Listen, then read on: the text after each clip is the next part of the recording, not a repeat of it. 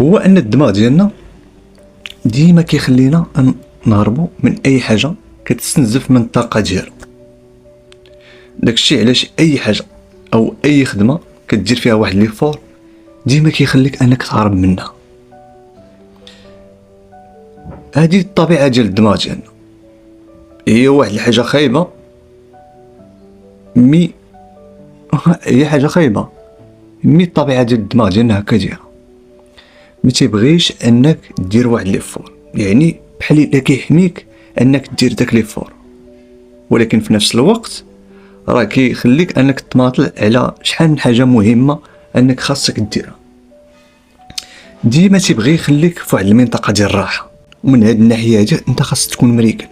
ديك الخدمه اللي كتاخذ لك مثلا 4 سوايع ساعتين على حسب الخدمه ديالك اللي باغي انك ديرها في داك النهار، حاول انك تقسم ديك الخدمه.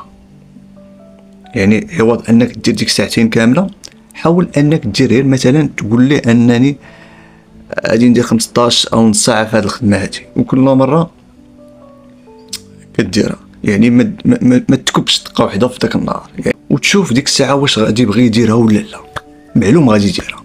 حاول انك تقسم ديك الخدمه كل مره كدير فيها شويه. فعلا ديما فاش كيكونوا عندي الحصه ديال رجلي، ديما الدماغ ديالي كيخليني انني نتجنب ديك الحصه حيت فيها واحد ليفور.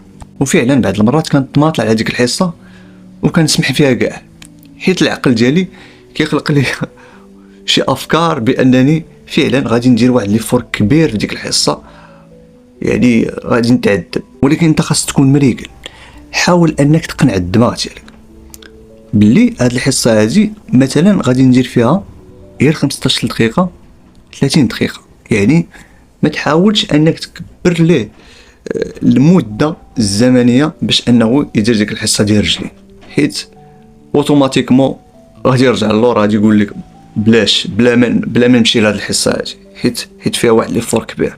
يعني حاول انك تقنعه انك تقلص ليه ديك المده يدير فيها غير 15 دقيقه 30 دقيقه. انت نورمالمون غادي دير فيها ساعه، يعني حاول غير ديك البدايه انك تحاول انك تقنعه باللي خاص يمشي ديك الحصه مثلا يدير فيها غير 15 دقيقه او 20 دقيقه او 30 دقيقه الماكسيموم. انت اوتوماتيكمون غادي دير فيها ساعه.